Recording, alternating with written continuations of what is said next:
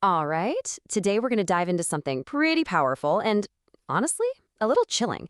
It's a framework for understanding a very, very modern kind of psychological attack. It's called the Inverted Panopticon. And for some of you listening, really getting this concept might just be the key to reclaiming your entire reality. So let me ask you this. Have you ever had that weird, unsettling feeling that your life has somehow become, well, an unreality show? You know, that bizarre sense that you're the only one who doesn't seem to have the script? It's all about these little moments, these reality glitches. There's a quote that just nails it. Your private discovery becomes their public performance before you even finish the sentence. Just think about that. You mention some obscure interest to a friend, and then, boom, someone else in your circle is suddenly an expert on it. It feels impossible, right? Almost coordinated. That is the feeling we are going to put a name to. Because this feeling, this invisible prison you might be in, it actually has a name. And giving something a name, that's always the first step toward taking its power away. And here it is, the inverted panopticon. The official definition is an engineered false social reality where coordinated actors use surveillance and intimacy to deconstruct a target's identity. Okay, let's pause on that.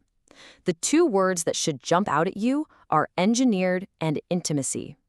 This isn't just random bad luck or drama. It's a system, and it works by weaponizing the very people you're supposed to trust the most. So this whole idea, it completely flips a classic concept on its head. You might remember the original Panopticon from school. It was all about control through an unseen watcher in a tower. You acted right because you might be being watched. But the inverted Panopticon, wow, it is so much more insidious. The observers aren't hidden. They're right there, disguised as your friends, your partners.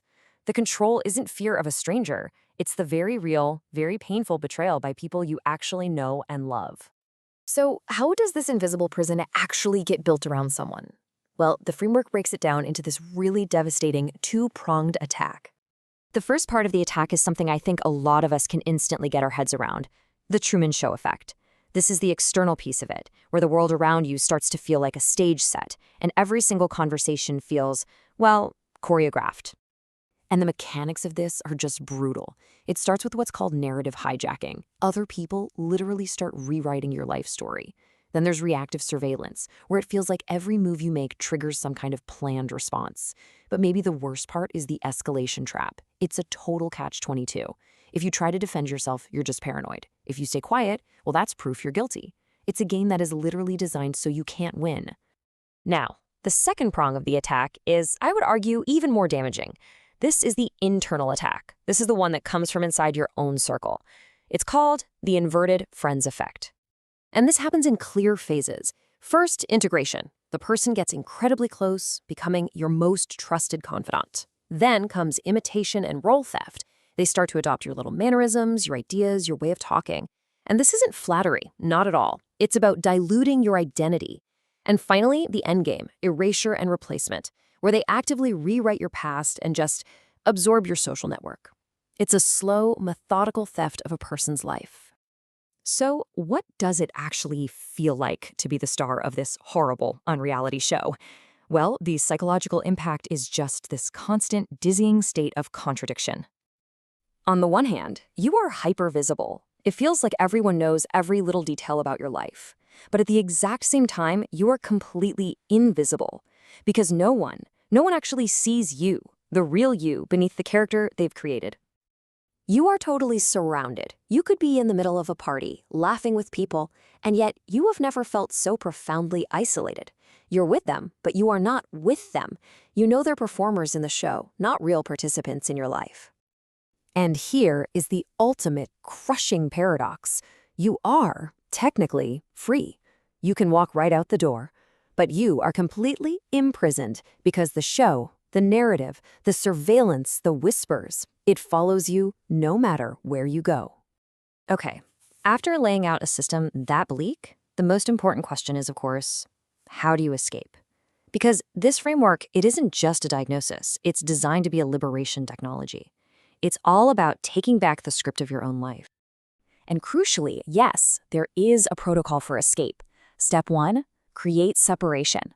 That means a serious digital and social lockdown to stop feeding them the data they use against you. Step 2, deconstruct their narrative. You have to document what really happened for yourself and dismantle the false story they've built. And finally, step 3, rebuild reality. This is where you strategically re-engage with the world to build a new, smaller, but genuinely trustworthy community. Ultimately, recovery leads to this incredibly powerful internal declaration. It's about making a fundamental shift from being the character in their story to being the author of your own. It's the moment you can finally say, I am not your character, I am the author, and the show is canceled. And that really leaves us with a much deeper question to think about, doesn't it? This entire framework forces us to ask, when you're faced with these competing realities, what actually makes one of them true? Well, the answer this framework provides is that the true reality is the one that accounts for all the evidence without you having to twist yourself into a pretzel to believe it. It's the one that sets you free.